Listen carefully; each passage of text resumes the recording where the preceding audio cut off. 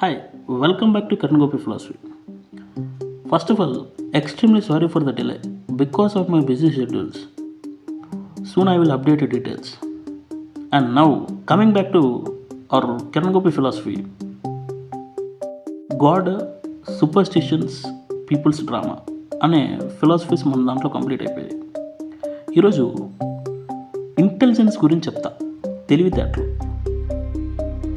ఈ భూమి మీద బతికే ప్రతి ఒక్క మనిషికి అండ్ జంతువుకి ఇంటెలిజెన్స్ అనేది ఉంటుంది. జంతువుకి తెలుసు ఆహారం ఎలా పట్టుకోవాలి అని, మనిషికి తెలుసు ఇంకో మనిషితో ఎలా బతకాలి అని. ఒక జంతువు ఆహారం కోసం ఇంకో జంతువుని చంపుద్ది. అదేవిధంగా మనిషి కూడా తన అవసరం కోసం తెలివి అనే ఆయుధంతో ఇంకో మనిషిని చంపుతాడు. ఇంటెలిజెన్స్ అంటే నీకు తెలిసిన పని అండ్ నీకు తెలియని పని నీకున్న సిచ్యువేషన్స్లో నువ్వు ఎలా సాల్వ్ చేసావు అనేదే ఇంటెలిజెన్స్. ఒక చిన్న కథ చెప్తా, చాలా ఇంట్రెస్టింగ్ స్టోరీ. ఒక ఊర్లో నందన్ అనే వ్యక్తి ఉండేవాడు.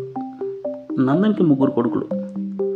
మొదటివాడి పేరు రాము, రెండోవాడి పేరు భీము అండ్ మూడోవాడి పేరు Shyam.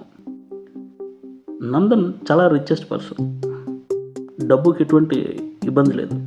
Is very well settled person. నందన్కి తన పిల్లలంటే చాలా ఇష్టం. ముగ్గురిని ఒకేలా చూసుకునేవాడు. ఒకానొక టైంలో నందన్ విదేశాలు వెళ్ళాల్సిన టైం వచ్చింది. అప్పుడు నందన్కున్న బిజినెస్ రోజువారీ డబ్బు ఇంటికి వస్తుంది. కానీ బయట వారిని నమ్మి నేను ఇక్కడి నుంచి వెళ్ళాను, నా ఇంటి వారే దగ్గరుండి చూసుకునేలా ఉండాలి అని నందన్ మనసులో అనుకుంటూ ఈ ముగ్గురులో ఒకరిని ఈ పనికి నియమించాలి అని నందన్ మనసులో అనుకున్నాడు. కానీ ముగ్గురు నాకు సమానమే, ముగ్గురు నాకు ఒకటేనా, కానీ ముగ్గురు తెలివితేటలు ఒకటి కాదు కదా. ఈ ముగ్గురులో ఒకరిని సెలెక్ట్ చేసుకోవాలి అంటే ఈ ముగ్గురికి టెస్ట్ పెట్టాలి అని నందన్ మనసులో అనుకున్నాడు. ఒకరోజు నందన్ తన ముగ్గురి పిల్లల్ని పిలిచి, మీ ముగ్గురికి ఒక టెస్ట్ పెట్టబోతున్నాను. ఈ టెస్ట్లో పాస్ అయిన వారు ఒక పనికి అర్హులు అని చెప్తాడు. వెంటనే సరే నాన్నగారు, ఏంటా టెస్ట్ అని అడుగుతాడు. అప్పుడు నందన్, మన ఇంటి బయట ఉన్న బావిలో నేను ఒక అక్షరం రాసి వచ్చా. ఆ అక్షరాన్ని ఎవరైతే కనిపెడతారో, దాన్ని పసిగడతారో వారు ముందుగా వచ్చి నాకు చెప్పండి.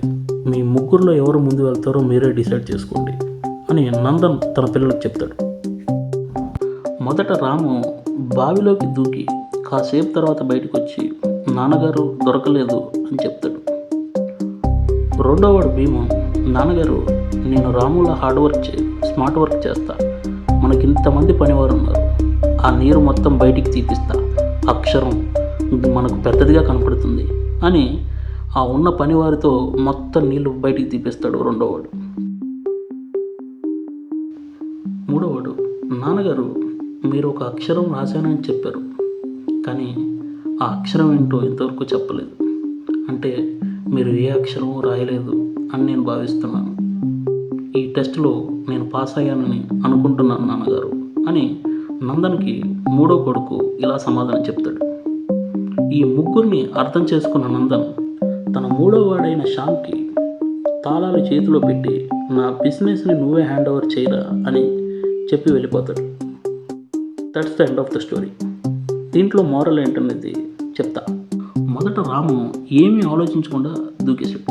అండ్ రెండోవాడు అసలు నీళ్ళే బయటకు వస్తే బెటర్ కదా అని ఆలోచించాడు. అండ్ మూడోవాడు అసలు దూకడానికి మనకు రీజన్ ఉందా లేదా అని ఆలోచించాడు, ఇన్ఫర్మేషన్ కనుక్కున్నాడు. సో అట్ ది ఎండ్ నేను చెప్పేది ఒకటే, ఏ డిసిషన్ తీసుకున్నా ఆలోచించి తీసుకో. That's called the intelligence. First ఆలోచించు, దీనికి ఏ పాసిబిలిటీస్ ఉన్నాయో వెతుక్కో, నీకున్న పాసిబిలిటీస్తో నువ్వు ఏదైనా కొత్తగా చేయగలవా అనేది ఆలోచించు. That's it for today. And at the end Albert Einstein ఒకటి చెప్పాడు, అది చెప్పాలనుకుంటున్నా. అదేంటంటే, intelligence is not the ability to store information but to know where to find it. That's it for today.